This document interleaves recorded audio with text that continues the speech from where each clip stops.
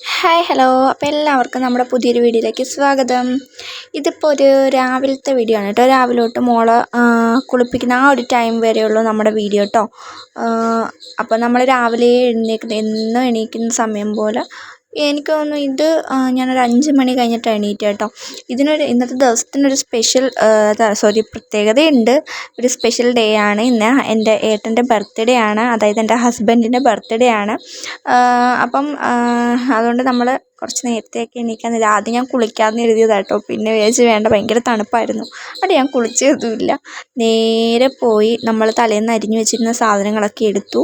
കറി വെക്കാൻ വേണ്ടിയിട്ട് തോരന് നമ്മൾ കറിയായിട്ട് തലേന്നേ നമ്മൾ രസം ഉണ്ടാക്കി വെച്ചിരുന്നു. ഏട്ടന് രസം എന്ന് പറയുന്നത് ഭയങ്കര ജീവനാണ്. അപ്പോൾ രസമൊക്കെ നമ്മൾ തലേന്നേ ഉണ്ടാക്കി വെച്ചിരുന്നു. അപ്പോൾ തോരന് വേണ്ടിയിട്ട് ഞാൻ എടുത്തു. തോരൻ നമ്മൾ തലേന്ന് അരിഞ്ഞ് പറക്കി വെച്ചിരുന്നായിരുന്നു കേട്ടോ.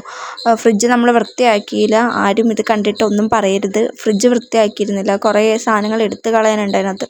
മോളെയും കൊണ്ട് പകലൊട്ടും പറ്റത്തില്ല, അതുകൊണ്ടാണ് പിന്നെ എടുത്ത് കളയാഞ്ഞത്. പിന്നെ അതിന് ശേഷം ഇത് ഞാൻ തലേന്ന് ഗ്രീൻ പീസ് വെള്ളത്തിനകത്ത് ഇട്ട് വെച്ച് കേട്ടോ.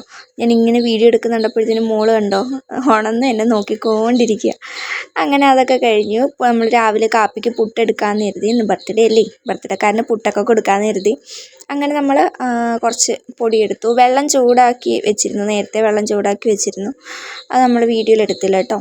വെള്ളം ചൂടാക്കുന്നതൊന്നും കാണിക്കണ്ടല്ലോ. അപ്പം നമ്മൾ വെള്ളമൊക്കെ ചൂടാക്കി വെച്ചിരുന്നു. നമുക്ക് ആവശ്യത്തിന് പുട്ടുപൊടിയും പിന്നെ അതുപോലെ തന്നെ കുറച്ച് ഉപ്പും ഇട്ടു. ഇതിപ്പോൾ ഇത്രയും പൊടി മതി, ഞങ്ങൾക്ക് രണ്ടുപേർക്കും ഇത്രയൊക്കെ പോരെ. ഏട്ടൻ ജോലിക്ക് പോകില്ലേ, പിന്നെ ഞാൻ മാത്രമല്ലേ ഉള്ളൂ കഴിക്കാൻ, അതുകൊണ്ട് പിന്നെ ഇത്രയും മതി എന്ന് കരുതി. അപ്പം നമ്മൾ പുട്ടിന് വേണ്ടിയിട്ട് നനയ്ക്കുകയാണ് ചെയ്തത്. പിന്നെ ബർത്ത്ഡേ ആയിട്ട് സ്പെഷ്യലും കാര്യങ്ങളും ഒന്നുമില്ല. എന്ന് വെച്ചാൽ ഇപ്പം ഏട്ടനും വലിയ നിർബന്ധമില്ല. ഇപ്പം ബർത്ത്ഡേക്ക് എനിക്ക് അങ്ങനെ വേണം ഇങ്ങനെ വേണം ഗിഫ്റ്റ് വേണം അങ്ങനെ വേണമെന്നൊന്നും നിർബന്ധമില്ല. അതുപോലെ തന്നെ എനിക്കും വലിയ നിർബന്ധവും കാര്യങ്ങളൊന്നുമില്ല. അതുപോലെ ഞങ്ങൾ അങ്ങനെ അതിനൊരു ഇമ്പോർട്ടൻറ്റ് കൊടുക്കാറില്ല. ഗിഫ്റ്റ് ഐറ്റംസ് കാര്യങ്ങൾ അതിപ്പോൾ സ്നേഹിക്കുന്ന സമയത്തായാലും പിന്നെ നമുക്കൊരു ചുമ്മാ ഒരു രസത്തിന് വേണ്ടിയിട്ട് കൊടുക്കുന്നു എന്ന് മാത്രമല്ല. അത് ഞങ്ങൾ അങ്ങനെ വാലൻറ്റൈൻസ് ഡേ എന്നോ അല്ലെങ്കിൽ വെഡിങ് ആനിവേഴ്സറിക്ക് അത് ചെയ്യണം ഇത് ചെയ്യണം അങ്ങനെയൊന്നും വലിയ പിടിവാശിയൊന്നും ഞങ്ങൾക്ക് രണ്ട് ആൾക്കും ഇല്ല. പിന്നെ തന്നാൽ നമ്മൾ മേടിക്കും, അല്ലെങ്കിൽ വേണമെങ്കിൽ നമുക്ക് ചെയ്യാം. ആ ഒരു ഇതിലാണ് ഞങ്ങൾ രണ്ടുപേരെയും മൈൻഡിരിക്കുന്നത്. എന്ന് വെച്ചാൽ ഞങ്ങൾക്ക് വലിയ നിർബന്ധമില്ല.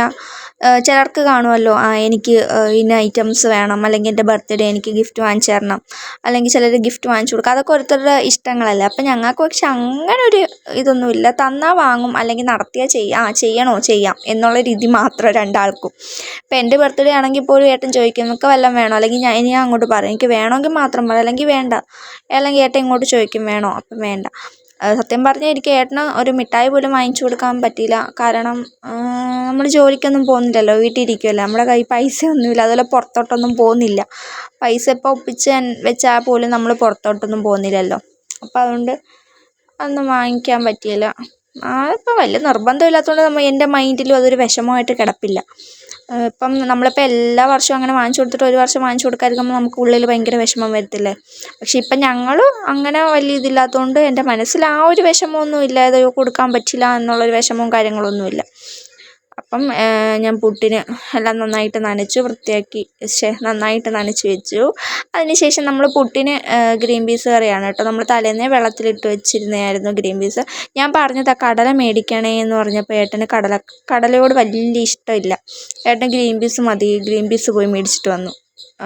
ഗ്രീൻ പീസ് ഇരിപ്പുണ്ടായിരുന്നു. പിന്നെ അതുപോലെ ഏട്ടൻ വാങ്ങിച്ചുകൊണ്ട് വന്നത് ഗ്രീൻ പീസ് തന്നെ. കടല വേണ്ട എന്ന് പറഞ്ഞു. അപ്പോൾ ഓക്കെ പറഞ്ഞു. ഞാൻ ഗ്രീൻ പീസ് കറി വെക്കാമെന്ന് പറഞ്ഞപ്പം തലേന്ന് പറഞ്ഞപ്പം വെച്ചോ, അത് വെച്ചാൽ മതി എന്ന് പറഞ്ഞു. അപ്പോൾ നമ്മൾ ഗ്രീൻ പീസ് തലേന്ന് വെള്ളത്തിലൊക്കെ ഇട്ട് കഴുകി വൃത്തിയാക്കി നമ്മൾ വേവിക്കാൻ വേണ്ടി, അതായത് കുക്കറിനകത്തോട്ട് ഇട്ട് കേട്ടോ. 3-4 വെള്ളത്തിൽ ഞാൻ കഴുകി. എനിക്ക് ഈ കടല, പയർ ഇങ്ങനത്തെ സാധനങ്ങളൊക്കെ എത്ര വെള്ളത്തിൽ കഴുകിയാലും എനിക്ക് മതിയാവില്ല. ഇങ്ങനെ കഴുകിക്കൊണ്ടിരിക്കാൻ തോന്നും, അതൊരു രസമല്ലേ. അപ്പോൾ നമ്മളതൊക്കെ കഴുകി ഇട്ട് കേട്ടോ. പിന്നെ ബാക്കി കുറച്ച് കടല എന്തായിരുന്നു പറയുക, ഗ്രീൻ പീസ് കുറച്ചേ എടുത്തിട്ടുള്ളൂ, ഞങ്ങൾക്ക് രണ്ടാൾക്കും മതി. എന്നിട്ട് തന്നെ വൈകിട്ടായിട്ടും തീർന്നില്ല കേട്ടോ. നമ്മൾ വോയിസ് ഓവർ കൊടുക്കുന്ന പിറ്റേ ദിവസം, അതാണ് ഞാൻ അങ്ങനെ പറഞ്ഞത്. അപ്പോൾ നമ്മൾ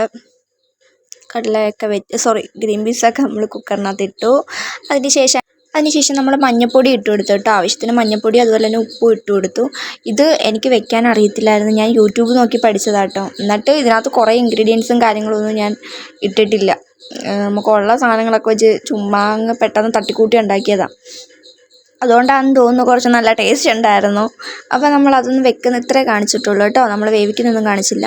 പിന്നെ അതിനുശേഷം നമ്മുടെ ജോലിയെല്ലാം കഴിഞ്ഞു. ഏട്ടന് വേണ്ടിയിട്ട് ചോറൊക്കെ വിളമ്പി വെച്ചു, മുട്ട അതുപോലെ തോരൻ രസം ഒക്കെ വെച്ചു. അത് പുട്ട് അവസാനത്തെ കുറ്റിയാണ് കേട്ടോ, അവസാനത്തെ കുറ്റിയാണ്. പുട്ടാക്കി ഇതാണ്ട് നമ്മുടെ ഗ്രീൻ പീസ് കറി റെഡി ആയിരിക്കുന്നു. പിന്നെ അതുപോലെ തന്നെ ബീട്രൂട്ട് ഇത് രസം തലേന്ന് വെച്ച രസം ഏട്ടന് കൊടുത്തിട്ടാട്ടോ ഞാൻ വീഡിയോ കാണിക്കുന്നത്. പിന്നെ ബീട്രൂട്ടും അതുപോലെ തന്നെ ക്യാരറ്റും കൂടി ഇട്ട തോരൻ, പിന്നെ നമ്മുടെ തലേന്നത്തെ മെഴുക്കുവരട്ടി, ചോറ് കുറച്ച് മതിയായിരുന്നു. അത്രയും കാര്യങ്ങളൊക്കെ അന്നേരം പെട്ടെന്ന് ഒതുക്കി കഴിഞ്ഞു. ഏട്ടന് പോകണമല്ലോ, അതുപോലെ മോളിടയ്ക്ക് വെച്ച് ഭയങ്കര കരച്ചിലും ബഹളമൊക്കെ ആയിരുന്നു. അപ്പം അടുക്കള ജോലിയെല്ലാം പെട്ടെന്ന് കഴിഞ്ഞു. ഇനി ഏട്ടിപ്പം ഇറങ്ങിയിട്ടുണ്ട്, മോള് ഉറപ്പിക്കഴിഞ്ഞു. ഇപ്പം എന്തായാലും ഒരു വട്ടം കൂടെ ഉറങ്ങും. ആ സമയം കൊണ്ട് അവൾ അവിടെ കിടന്ന് കളിക്കുക.